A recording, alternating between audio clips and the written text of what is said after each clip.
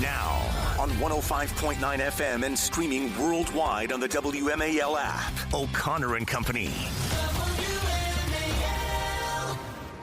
I mean, I still can't get over it. I'm stunned. I'm shocked. I mean, you know what I'm saying? I mean, oh my god! I wonder is she going to wear white? Of course she's going to wear white. Oh my god! What is he going to wear? Oh my god! It's like we can't stop talking about it. We can't stop talking about it. The whole show is going to be dedicated to this.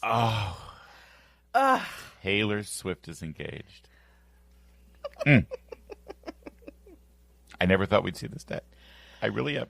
You know what? I can't stop You know crying. what? You know what? What? We're always going to remember where we were the moment we heard the news. You know what, Larry? I'm sorry, but we're always the first to know. The memories of every big announcement. I was sitting here in the studio because we're up so early. Let's quick cut to our CBS News White House correspondent on this story. Taylor Swift is engaged. Taylor Swift is engaged. Come back to me. She just posted it. Oh my god. Oh my god. It's 5:07. Good morning as we begin Taylor Swift Wedding Watch. We're rebranding the entire show. This is just going to be Taylor Swift Wedding Watch. 6:35. We'll ask Cal Thomas about the Taylor Swift's engagement. At 7:05, we've got the Assistant Secretary of Health and Human Services, and we'll discuss with him Taylor Swift's engagement. Also the administration's plans to remove gender ideology from sex education. Okay. 8:05, friend of the program, expert on Chinese Communist affairs, Gordon Chang. We'll find out what the Chinese think about Taylor Swift's engagement. And then at 8:35, the Attorney General of Montana, they are hoping that Taylor Swift will honeymoon in their state. Also, he's suing the EPA to stop funding a environmental wacko group. So we'll get into all of that. But who cares? But first, Taylor Swift is engaged. Oh my god. Oh, it's huge. The ring is ginormous. This is... Oh my god, I can't stop laughing. So, to be fair, White House reporter Olivia Rinaldi for CBS News, while standing out in front of the White House, she was not on the air when this happened. But, the cameras roll. There's a live feed back to the studio at all times. So if there's ever a news story, they can just cut right to her. And so while she was sitting waiting to go on for a news report, she was captured with pure joy and excitement. This is the woman who covers the White House for CBS News, the Tiffany Network. This is an adult woman. I mean, she pays taxes. She has utility bills. Okay. So exciting! Oh my god! Oh my god! Oh my god! It's on her Instagram. It's on her Instagram. Oh my god! I feel like Paul Revere right now. This is a very. Oh my god! I feel like Paul Revere right now. I mean, we need a meteor to just, It's a very big deal, Julie. Apparently so. I mean, didn't everybody know they were? I mean, they were either going to get married. Okay, two things were going to happen here. They were going to get married, or it was going to be the greatest, most glorious, ugliest breakup on the planet, and she would, go on a concert tour and make another $1 billion singing love songs about the man who broke her heart again. Look, honestly, I'm thrilled for her, but there are a few of us who have been saying, "Get on with it." Yes. What are you waiting for? Yes. So I am glad it finally happened. Hopefully, this of course, encourages. we love marriage here. We do. In this house, we respect marriage. We're going to put that on our yard sign out in front. Yes, and we believe science is real. And we also put Taylor Swift's engagement in perspective. We're not that excited. I mean, this is when it's really great to be a boy mom. There was no discussion of this over dinner last night. There was no mention of my boys don't. They're not care. Swifties. They don't care. Oh no. Well, they should care because all the girls they want to date care. So Yeah, they might want to brush up on this, but men are motivated by things that they care about, or things that they can pretend they care about that the women that they adore care about. Yeah, well, it's a really wonderful time in my house right now, so I'm just going to enjoy it. The fact that they don't care, they're not required to care, and they're not trying to impress anyone by caring, or rather fair. pretending to care. So you're Taylor Swift. Do you sing at your own wedding? No, you get Carrie Underwood to do it. No, but maybe at the altar? No. Do you think that she'll, No. as he's coming down the aisle, she Nope. grabs a glittery diamond-studded microphone? Not going to happen. Nope. Is it going to be pay-per-view? Nope. Will it be at an arena with tens of John and thousands Caroline Kennedy kind of thing where they sneak away. Mm. I mean, I don't think she's going to do a Celine Dion national holiday kind of thing. I think she will probably, yes, that is right. I know all about all the celebrity weddings, but I think they'll probably do something quiet. Hold on. Or try to. Hear me out. Super Bowl halftime show. Because we haven't ruined the NFL enough with all the Taylor Swift. Could be. Our friend Link Lauren, who does political and cultural commentary on the webs. He's got his own podcast.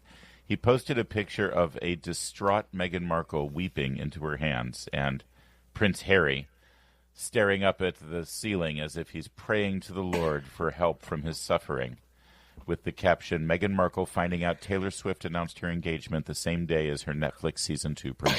She can't win. There's just so much bandwidth in the pop culture celebrity watch universe. Right. And Meghan Markle, once again, has to sit in the back. People have genuine concern about Taylor Swift. People really want Meghan Markle to fail. So I think it's perfect. That's true. It is the perfect storm. It is. No, we do. Listen, as Meredith, every time they show the two of them and they're, Meredith always yells back at the television and says, "Stop playing house and get married." Yes. Stop it already. Exactly. Yeah. Oh, listen, if this is how a CBS News reporter reacts to the news of Taylor Swift's engagement, what about the announcement of her pregnancy? Wait, what is it? Wait, hold on. Is she pregnant? Well, no, but she's gonna be. They're getting married. Sorry. She's gonna have a baby. This is what grown-ups do, right? Yeah. I'm guessing. Thank you, Larry. Well, I don't think it's outrageous. When two people love each other. Well, our world will never quite be the same. This is actually good optics for the millions and millions of young women and young girls that love Taylor Swift. That I wish she had done it earlier. I wish there hadn't been so many beaux before this guy. Yeah. But hey, this is a good thing. Get married, have kids. Yeah. We're thrilled, and we are also thrilled that this is all we have to say about it this morning. We're done. Are we done? I'll say one more. Can I say one? Can I say one more thing? I think Travis Kelce seems like a really nice guy. His brother is funny. His brother's wife seems funny. Mm-hmm. They seem very down to earth, very normal. So, I am happy for them. Good. If you're happy, I'm happy. I feel like we're her parents. Yeah, exactly. All right, how much is this going to cost me? Now we can be done. Do the parents of the bride have to pay for this wedding? Is that? Yes. No, she's a billionaire. And that is why I am keeping that tradition. Larry, give me something, okay? I've got 3 boys. All right. I'm already tapped out. All right. Hear me out. Wedding reception, Cracker Barrel. It's 5:15. WMAL, making sense of the news. Live from the Home Paramount Pest Control Studios. Home Paramount, the leader in pest control since 1939. All right. One more quick mention of the Taylor Swift engagement with Travis Kelce. Oh, dear. Only because it does intersect. We do the intersection of politics with everything else in our lives, including pop culture. And the intersection of pop culture and politics landed right in the middle of a cabinet meeting yesterday. President Trump presiding over his monthly cabinet meeting. I think it went nearly 3 hours, totally transparent, open to the press. And one of the reporters said, Mr. President, while we've been here in the cabinet meeting, something huge has happened. Oh, my God, oh, my God. Oh, my God, oh, my God. She made the announcement to the cabinet and asked for President Trump's immediate reaction. Well, I wish him a lot of luck. I think he's a great player. I think he's a great guy, and I think that she's a terrific person. So I wish them a lot of luck. There you go. Magnanimous to the nth degree. Very generous. Very, very well done, Mr. President. Well Didn't he say of Taylor Swift during the campaign that ever since she endorsed Kamala Harris, she's no longer hot? Yes.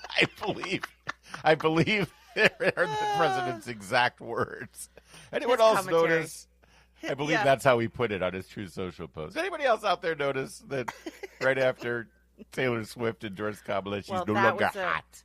You're right. Magnanimous is a very good word to describe. He was very nice there. So,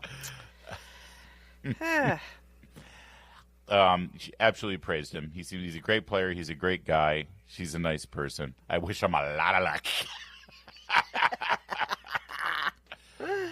I want this to work out. I think it's a great thing. Also, by the way, when a big sort of goofy, lunkhead football player can sort of be humanized and made accessible by being in love. He seems goofy in love with her, and I love it when dudes are like that. Well, he also is not. There's a big display of affection between the two of them.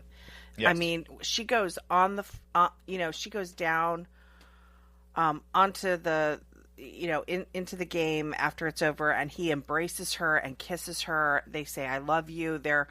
They are, they're very affectionate to one another. The other thing is he's a big, tall, hairy guy. He's a real man. He's not some skinny, sort of effeminate guy. I mean, there are moments. I mean, he's very into fashion, and, he struts in the latest, hot designs. But he is very funny and very goofy. And on that podcast with his brother, they often make the most sort of hilariously and also wholesome jokes. They talk about their mom. Their mom's been on the show before. So you're right. Goofy is a great way to describe him, but also he's just a big, hairy guy. And I'm glad she's with a real man. That makes men me masculine again. It That's does. Right. It signals to. There was this era where it seemed like all of the iconic sort of ideal men that were held up for women's adoration and attraction were, Harry Styles.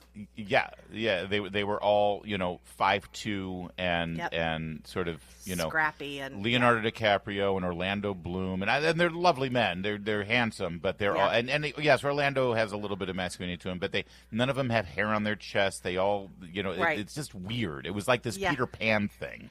Yes. Where it was much more the men that gay men are usually attracted to than women are. And women were like, "Oh, this is the masculine ideal," and it's like, no, not really. Actually, Travis Kelce is the masculine ideal. We see that kind of today of men, they self-described feminists and in touch with their feminines. Just throw all that stuff out. Give me a hairy caveman, and I think this signals a change culturally. Give me a hairy caveman, says Julie Gunlock, followed by Taylor Swift is engaged. Oh my God! Taylor Swift is engaged. Taylor Swift is engaged. Come back to me. She just posted it. Oh my God. Oh my God. Oh, it's huge. The ring is ginormous. This is so exciting. Oh, my God. Oh, my God. Oh, my God. It's on her Instagram. It's on her Instagram. It's on her Instagram. Oh, my God. Oh, my God. Oh, my God. Oh, my God. Oh, my God. I feel... It's terrific. The problem is the entire thing was very short-lived. I don't know. Did you get the update on this story? Oh, no. What? Well, Federal Circuit Court Judge James Boasberg has actually overturned Taylor Swift's engagement to Travis Kelce. Apparently, the president's commentary was beyond the scope of the executive powers of the president. And so the whole thing is going to have to be reformulated. Larry, has anyone checked on James Comey? His family group chat must be amazing. Oh, what about James? Actually, that was James Comey. That everyone's saying, that's a CBS. Oh my God! Oh my God! James Comey. Coach, the ring is ginormous. This is so exciting. Oh my God! Oh my God! Oh my God! It's on her Instagram. It's on her Instagram. It's on her Instagram. James Comey. It's 5:23. Coming up, the Trump administration is telling states to get gender ideology out of sex ed. We have the details. Keep it here. It's 5:30. WMAL FM, Woodbridge, Washington, a Cumulus media station. Making sense of the news. News Talk 105.9. WMAL. News now. Now on 105.9 FM and streaming worldwide on the WMAL app. O'Connor and Company. 5:37 on this Wednesday morning in your nation's capital. Thanks for tuning in to O'Connor and Company. Coming up at 6:35, Cal Thomas will be our guest. At 7:05, Assistant Secretary for Health and Human Services, Andrew Gradison, about a story we're about to touch on. Removing gender ideology from sex education in schools funded by the government. 8:05, Gordon Chang on these Chinese students that we're supposed to let into the country, 600,000 of them. And at 8:35, Montana Attorney General Austin Knudsen, he's leading the fight to sue the EPA, trying to get them to stop. They're not going to sue the EPA. They're sending a letter, strongly worded. Thank you very much. Trying to stop the EPA from using our tax dollars to fund a climate change activist group, one of these NGOs that wreaks havoc outside of the confines of the government. Why are we paying for it? That's all coming up. It's Larry O'Connor with Julie Gunlock. Good morning, Julie. Good morning. The Trump administration yesterday put 46 states and territories on notice that they have to remove any mention of gender ideology content from their sexual education materials if they want to continue receiving federal funds. They have 60 days to take action. Maryland, by the way, one of the worst offenders of this. Maryland was put on notice.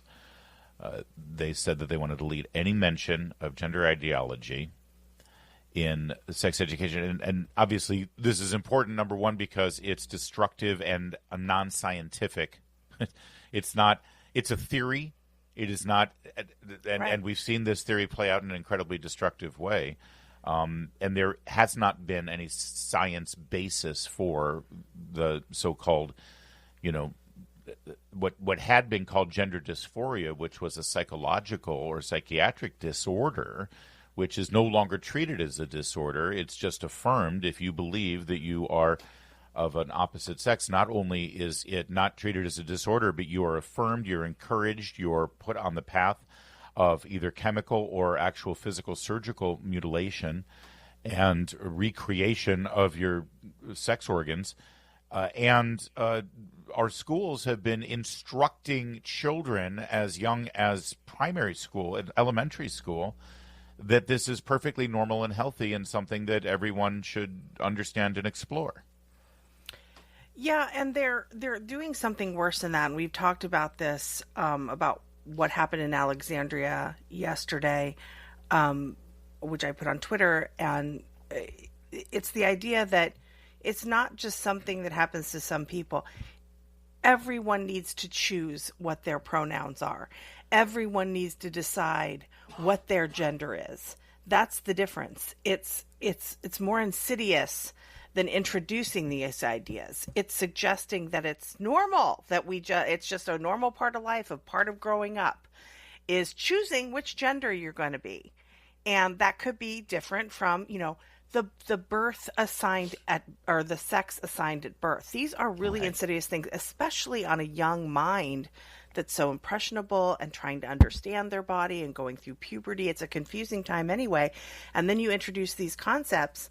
Well, we've seen what's happened. It then becomes trendy, and we see it sort of explode within certain demographics, like young girls. Well, Julie, it plants the seeds. That's a lot right. of times, the first time a child in 6th grade, 7th grade, 8th grade ever even hears about this phenomenon is in school, as it's being fed to them by a teacher who is supposed to be somebody that they trust and have respect for and that they believe, or if it's in a textbook, and they learn about it and say, oh, wait a second, is that a thing? And, of course, it's right at the time where their bodies are changing and they're very susceptible to all sorts of influences. Yeah. And by the way, Virginians will be happy to know that they are not on this list because 4 years ago they actually chose wisely at an election. You've got another chance this November. You might want to think it through so you don't end up on this list of the other 40 states that's pushing this kind of thing. Well, one other thing that I just want to note, which is, again, maybe I'm reaching that age where I see headlines like this and I constantly reflect on how quickly our times have changed. But if you go back and look at the history of sex education in public schools, first of all, it was incredibly controversial to have public schools add any level of sex education, reproductive awareness, things like that in our public schools at all. Parents resisted that. It was a big fight. And it was determined that it was for the benefit of the common good and public health purposes to make sure that kids, because it was supposed to stop teen pregnancy or something, which of course it didn't. In fact, if anything, you could argue that it encouraged sexual exploration of children who otherwise would not have engaged in such activities. Right. Then there was another fight for adding homosexual instruction to these classes. Yep. And again, the same fight was like, I'm the parent. Let me talk about those things. In our home, we find it immoral. It's against our religion. It's against our faith. Again, the academia world overrode that. They won the argument. They won the fight because it was very important. And we want to make sure that children who may have a different sexual orientation are encouraged and supported and educated. It's to help curb against disease or self-harm and all that stuff. So, but again, it was a public debate. Where was the debate on this? Right. Where was the discussion? When were parents asked permission? Well, and also so we could at least engage in the conversation. But Larry, even when you're talking about years gone by and how it was first introduced and it was very mild, and then we introduced the LGB, only those 3 letters, into the discourse. Along all of that, you could opt out.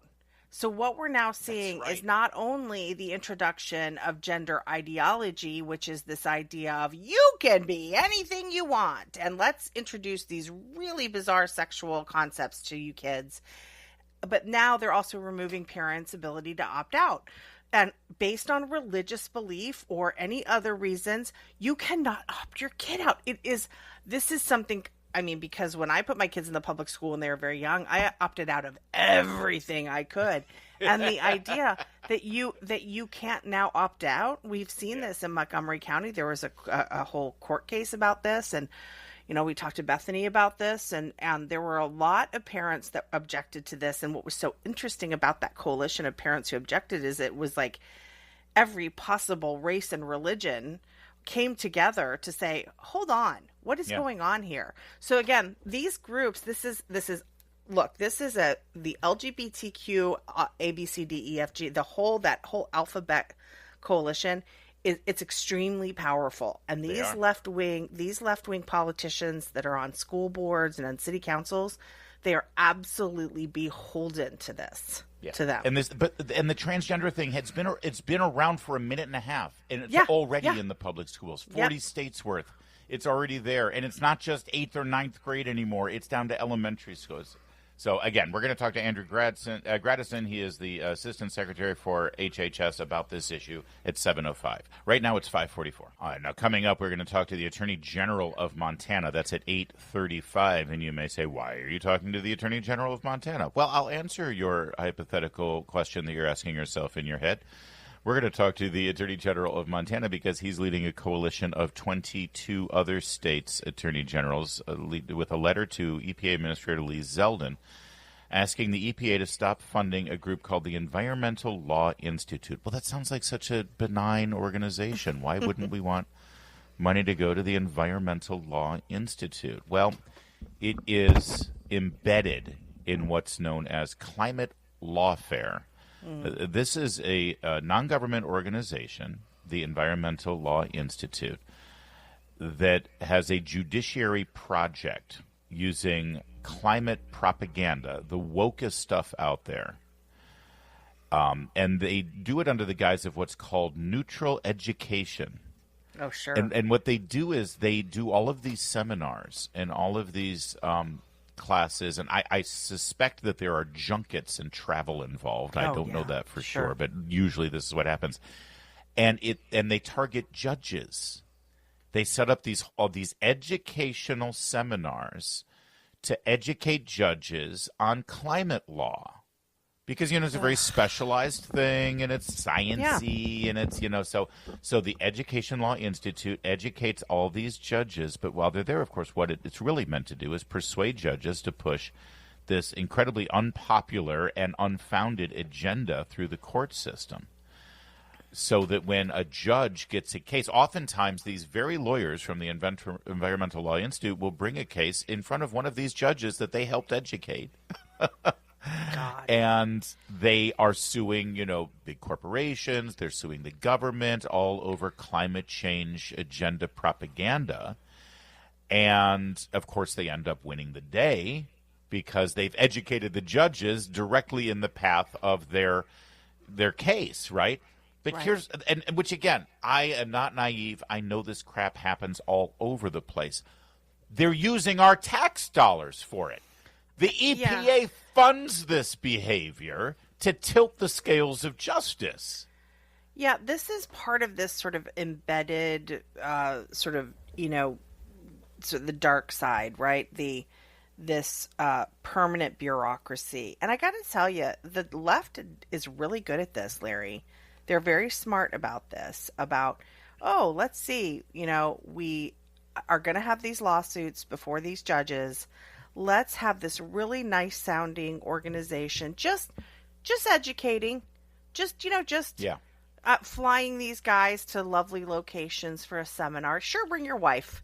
I'm kidding. I don't know that is done, but they are very good at doing this, of sort of seeding the land, of making it friendly to them, and using taxpayer. I mean, we saw this with USAID, right? That's all right. of these left-wing nonprofits that our tax dollars were funding. It's outrageous. I'm glad that the Montana, Attorney General, I'm glad that he's rooted this out. But boy, this web, it's quite impressive, I have to say. You have to sort of respect the grift going on here. The Environmental Law Institute apparently received 13% of its revenue in 2023 from EPA awards, 8.4% of its revenue in 2024 from EPA awards. We're talking $800,000 of tax dollars from EPA funding this thing. And as the state's attorney general said, or in fact our guest, Montana Attorney General Austin Knudsen, who will join us at 8:35, you're going to want to tune back in for this. He says the climate judiciary's project mission is clear: lobby judges in order to make climate change policy through the courts. They're lobbying judges. And again, I not naive. I know there's money in politics. I know that there are these groups, lobby the EPA. Lobby the bureaucrats, lobby the congressmen who vote on these things. And we talk about how these unaccountable bureaucrats make law without oversight from Congress, so the next thing you know, they passed something 30 years ago called the Clean Air Act, right? Which is supposedly to get all of the dirty smoke coming out of a big, chimney in Cleveland as they're making some sort of, part for an automobile. And it's like, we don't like the smog, so let's have the Clean Air Act. And then 30 years later, you've got a judge saying that carbon dioxide is dirtying up our air, literally the air that we breathe, and no one voted on it. Not even a bureaucrat said anything about it. It was some judge who's completely unaccountable to the people. And it's this, groups like this exist in every facet of the federal government. So it's great that do you get the sense that we're finally getting wise to this stuff? And we've been wise to it, but Republicans and conservatives just sort of shrugged and said, well, what are you going to do? Yes, that's just the system. Yep. And finally, we're fighting back. I feel like because President Trump has been so aggressive this year with executive orders and just saying, it doesn't have to be this way. We're going to do stuff. We're going to fix this. We're going to do it. You don't like my executive order? Fine. Sue me. Challenge me in court. And, of course, it turns out, he can do this stuff. It feels like there's a new age here of conservatives being smart. It's true. Yeah. And it needs to continue. That's why we've got to keep winning. We really have to. We have to keep fighting because a lot of this can be reversed. That's what scares a lot of people. It would be great for Congress to take this up as well and prohibit this kind of behavior, especially when it comes to judges. Very excited to talk to Attorney General of Montana, Austin Knudsen, about this issue. Tune in again. If you don't just keep it the radio tuned in all morning, I understand sometimes you have to go potty. Come back at 8:35 and hear that. It's 5:53.